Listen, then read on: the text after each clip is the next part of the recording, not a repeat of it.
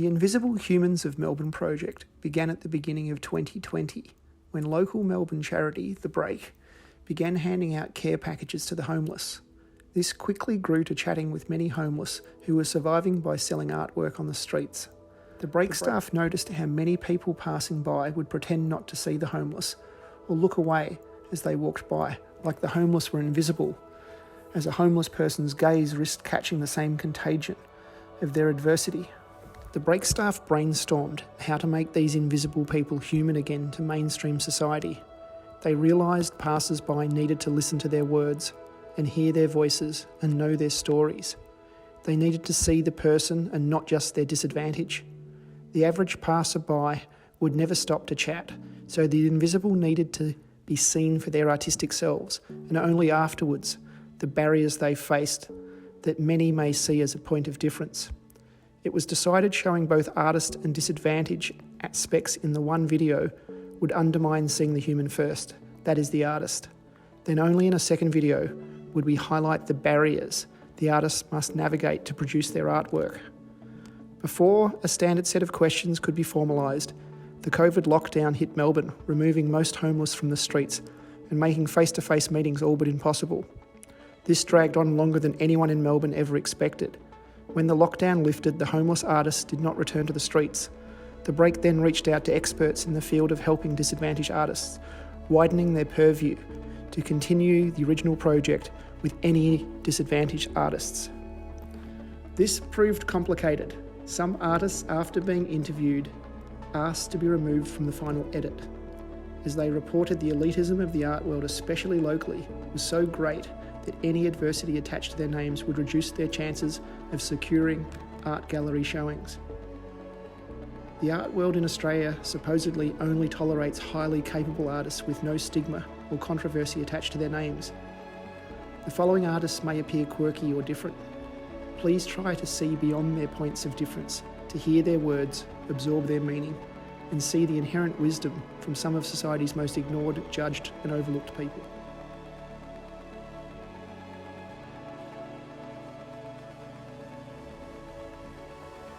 Hi, I'm Tim, or Frog.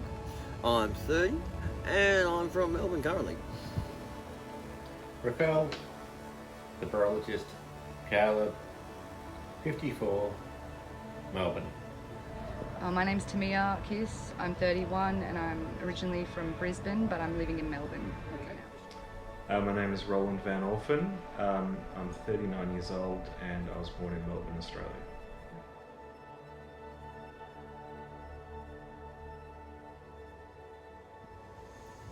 Horrifying. I was gang bashed 3 times a day by 5 1 minimum in a small country town I grew up in. I was tortured 3 times, stabbed twice.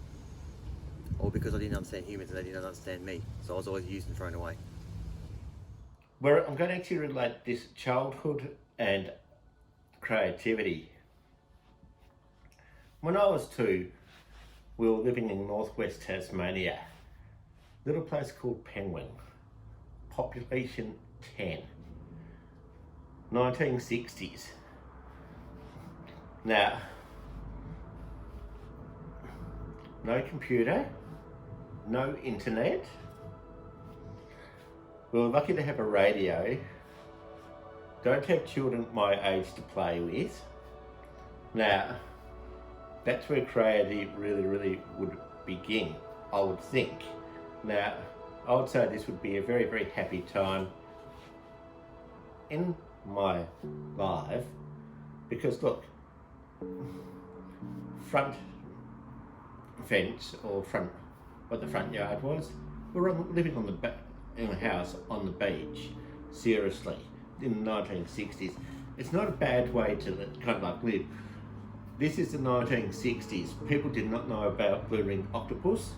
We played with blue-ringed octopus in the rock pools. Pretty simple, and nobody knew the difference. Is this a problem? Well, maybe the Department of Human Services would have a lot to say about it if you actually did that. Now, in the 1960s, people didn't know, okay? There's a big difference. What was our back fence? A railway line. Seriously, we didn't have a fence stopping us from crawling on the tracks.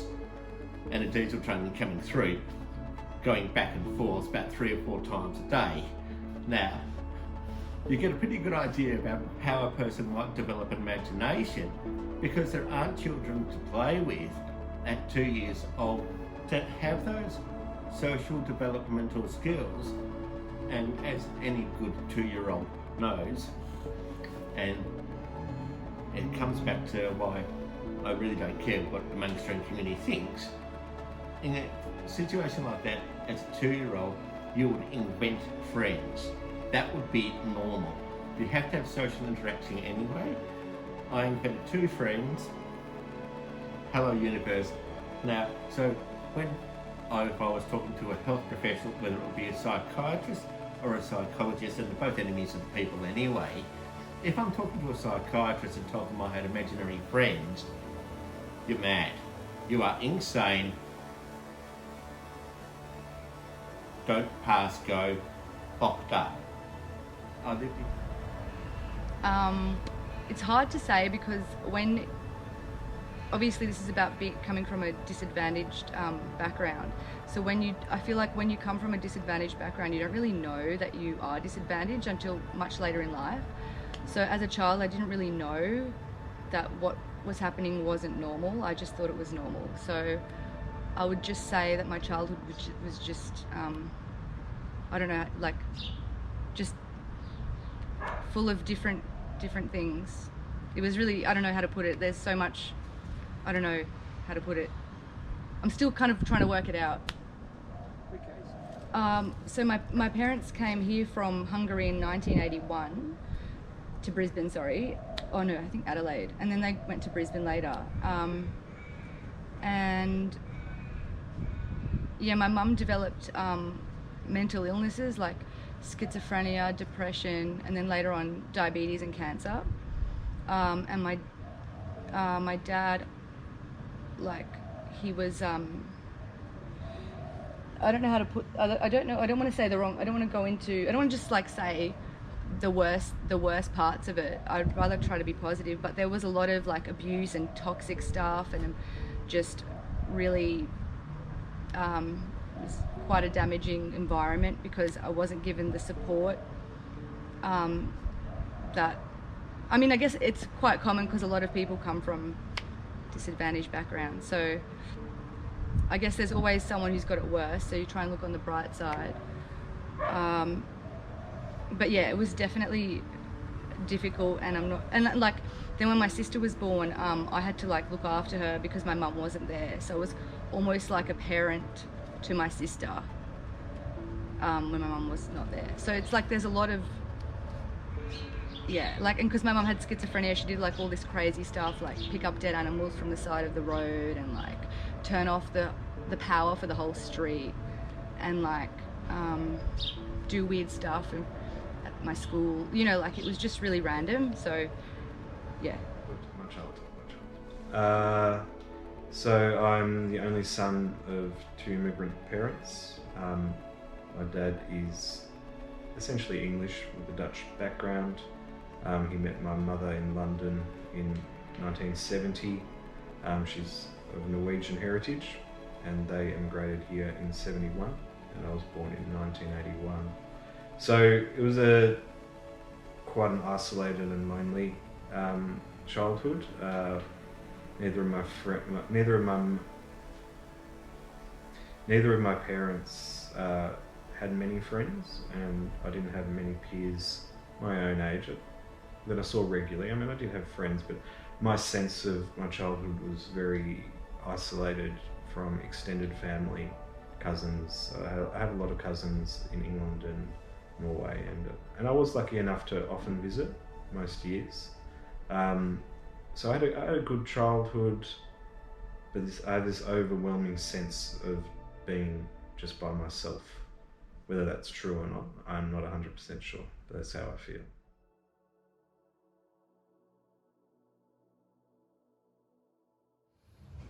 Because I was born that way and I had no early intervention. Well, I said I don't like the word social disadvantage. Well, it's a nonsensical it's a nonsensical term. Okay. Because look, why would a person want to identify as part of the mainstream. Well, I mean, I've written about this. I have Asperger's syndrome, and that's on how it relates to growing up as a childhood. Now, this made things what I would call socially awkward or distant because there are associated patterns of behaviour, ways of communicating, how I perceive the world, which do not conform to how the world, people think they should do this. Yeah, I would say genetics and environment. So, because I think it was a combination of, because my mum's side of the family had the mental illness in it, and then that as well, plus my dad's abuse towards my mum, to make it even worse. So it was just like, environmental and genetic. You know, it's a pretty similar story to that of many other people. I was a little bit introverted and socially awkward as a teenager, and at about the age of 15 I decided I wanted to sort of change that, and I wanted to get invited to parties, and that involved smoking marijuana and drinking and those sorts of things, which I did. Seemed successful at the time. Then as I came to my late teens and early 20s, I got into the rave scene in Melbourne, which was quite booming at the time. I became a DJ, not a very successful DJ because I really put far too much focus on the using of drugs than getting work. But I did buy a lot of records. So then you know, after I finished my fine arts degree in 2004, I went with my girlfriend, who became my wife, to Japan, and we spent a year teaching English in Japan, and really sort of toned back all of that sort of AOD use stuff.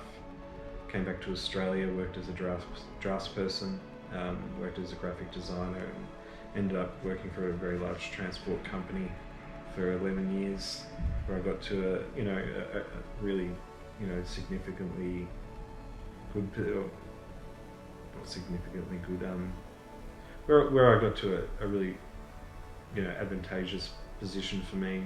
I really enjoyed my work in learning and development and training and writing training programs for new employees in the operations of that business. That work then called, I got a national position. That work called for me to spend a lot of time on airplanes and in hotels, and unsupervised Roland can get up to mischievous things, and my use of alcohol and drugs and my behaviours around that stuff started to escalate, which resulted in the end of my marriage just after my son Theo was born, and it's fair to say I didn't cope with that very well, and I turned to my greatest crutch of alcohol, and over the last 5 years I've been really struggling. I got to the point where I was homeless last year. If I had money I could stay in hostels and backpackers. If I didn't, then it was on the street, and I was getting in trouble with the police and all of those things that come from desperation, and I didn't get to see my son for a long time too, which was the greatest price for both of us to pay.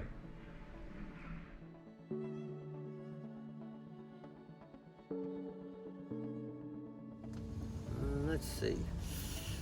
Probably having one of the torture incidents where my drink was spiked, my eyes were super glued shut, my hair was on fire, people were sick of me, then I was driven somewhere in the town. I got out with only a peeper on my eye available, went to my friend's house, used to set time to get super glue off my eyes, and then drank and got stoned all night. So happy ending.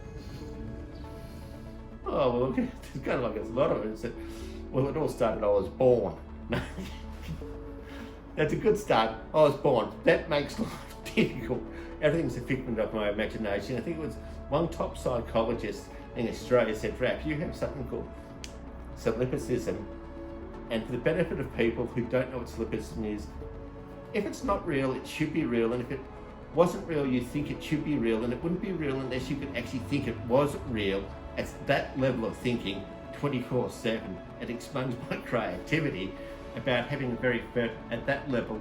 It's very difficult to either try to manage it or try to go through, and everything becomes nonsense. I write it down and it makes a lot of sense.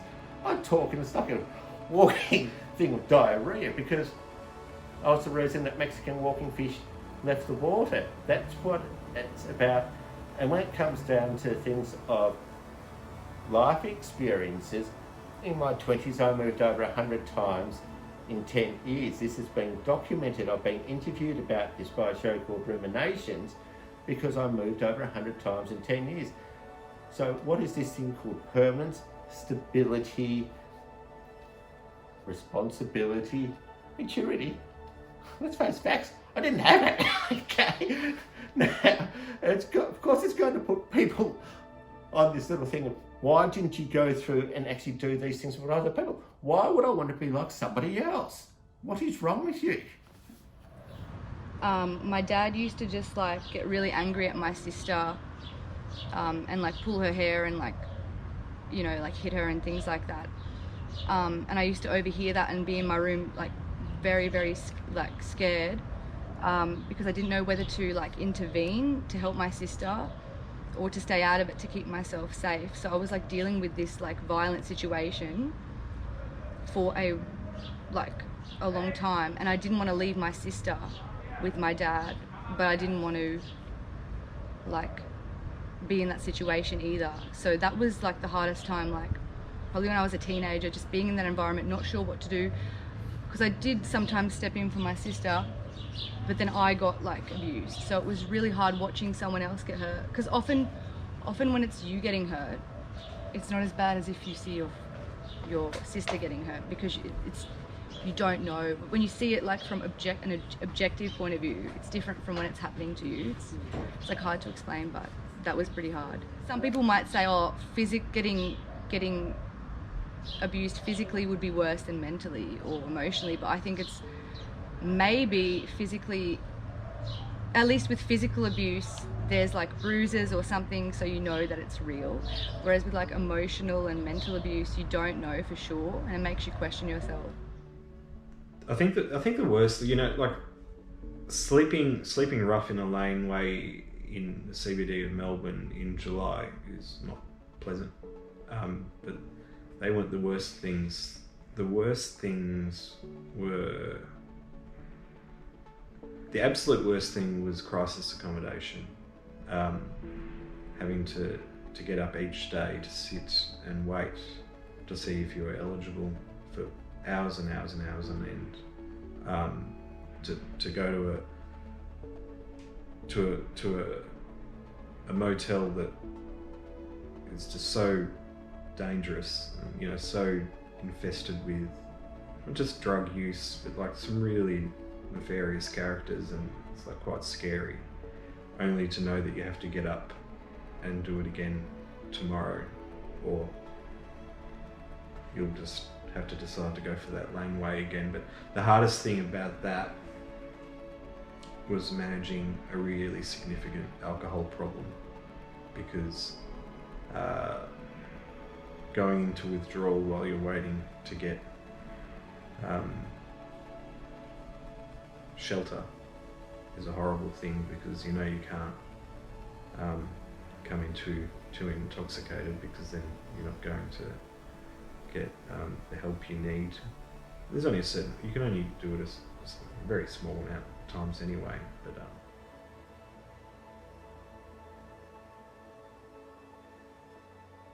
after 10 years I got the answers I've been seeking since I was a child. Who the bleep I was. I am but a frog, because Prince Charming's high maintenance and overrated. And I did get asked once, you're a frog, and I guess will you turn into a prince? I said, maybe, but I'd rather be a frog. Multiple diagnoses: bipolar, ASD, ADHD. Am I missing one, Jen? No. They're the main ones. I've got the Ritalin now and the Abilify, so I actually have normalcy. So I learned consequence, because with ADHD and ASD medicated and diagnosed, you don't fear consequence. A journey through the underworld of the fool must undertake. Ironically, I got the fool in the tarot as well, twice in 10 years. I am basically a social change strategist to put into place the messages that I think are actually important about the community, what I'd like to actually get changed. That's part of using what I can do in a way for me to, if people want to interact with me, that's fine. And if they don't want to interact with me, that is kind of like, that is fine too, is that I enjoy myself, usually at other people's expenses. Mate, I'm a smart ass, I know this. But when I came to Melbourne in January, I actually came, like I'd been wanting to move here for a long time to be part of the artistic community and everything.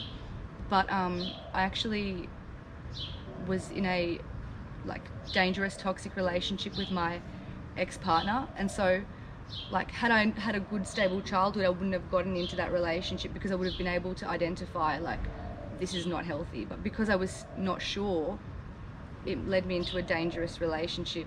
And like, it was very, very dangerous. Like the guy had a gun, he was physically abusing me, he was like emotionally like manipulating and everything. So I had to come to Melbourne, and the DV services helped me like pay for my flights, and I've had to pay for my dog's flights though, but they paid for my flights. So I'm kind of like escaping Brisbane to come to Melbourne to like be in a safe place where I can focus on myself and my art and just heal. It's a bit of a blur, but before I became homeless, I've been seeing an AOD counsellor for several AOD counsellors for a couple of years, and it had always been on the table that for me to go to a long-term rehab, and of course I was under the grand delusion that I didn't need that sort of drastic help. So I wasted a few years not getting help in the hope that I didn't have to spend a year working on myself and getting help. But so I've been on some waiting lists, and whilst after about, I think about 3 months of homelessness, I got a phone call from the AOD service that ended up providing me with admission to a therapeutic community where I spent 5 months in late 2019 to early 2020. And that gave me the opportunity not only to be clean and sober, but also to rebuild or refine some of the life skills that I thought I had lost. So I got to a point where I thought I was completely incapable of anything, and it just wasn't true. I'm incredibly grateful for that opportunity.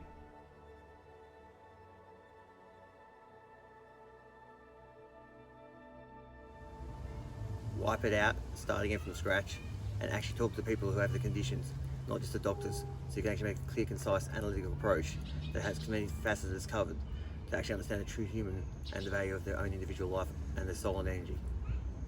Because many people have a great sadness or an inner darkness if they have mental health, which is mental health is, and the war on drugs is essentially a war on mental health, because a lot of misunderstood people who are just barely coping. For me, I had many characters until the Ritalin rewired my brain, which actually was quite painful. Because after 30 years of having a hardwired brain and getting chemical rewiring, synapses dying hurts. Yeah, it really hurts. But at least I got normalcy. people in the medical profession who I think they're idiots, but I'm not going to muck around with it. They are idiots. They have said, because I happen to be very, very bright and be able to think at that levels, Raph, we want to give you medication so you can actually not be as intelligent. We want to dumb you down to communicate with other people. That's insanity. That's unethical. Do you think I can? No. It's just like, that is wrong. And it's not my issue. It is up to people like the medical profession to come up with ways to get people up to a level where people might be able to think at the level I can. That is not my problem. I don't care. It is not my problem to educate the world. It's about that little thing to change the world. It actually starts with dignity and respect. It doesn't change by this thing we've called tokenism. It doesn't start with ableism. And the best thing about being an artist is you've got a little thing called anger. It's called resentments. Resentments are an artist's best friend because they give you the stories to change the world in such a way that people sit up and actually take notice, and then they don't believe it and don't recognise themselves, and you can't get sued for libel. Thanks very much. Okay, beautiful. I would say just a greater awareness of just generally better awareness of situations and of like the human, I don't know, condition or something. People don't even know that it's most likely like people close to you who you think that you trust that are the people who are gonna like hurt you the most. It's not like random strangers in the, stabbing people in the back streets. It's like people you know, your family is most often what is hurting you. And it's like hard because it's very isolating and like it's hard. I don't know, it's the people closest to you who can have the most impact. Yeah, it's funny, the therapeutic community model is a strange one. I've read a few books on it since I have an interest in working in the AOD field, but confronting, I didn't find it too confronting. I had no idea what I was walking into, but I knew it was a whole lot better than what I was walking out of. And dealing with Centrelink when your phone's getting cut off and all of those sorts of things, and not being able to pay for a MyKey to get to a Centrelink office and having to risk the chance of a fine. These sorts of little stresses I found much more difficult. I think of myself as a proactive person, and I try to be proactive, and it was just incredibly hard. The food vans and the salvos and stuff could keep me fed. I could find out where to get food, and that wasn't a bad thing.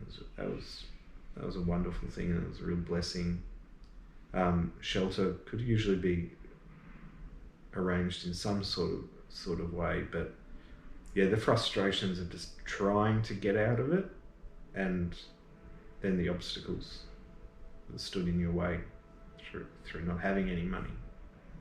That was the most frustrating thing. There was much discussion among the break staff involved in this project as to what to include and exclude.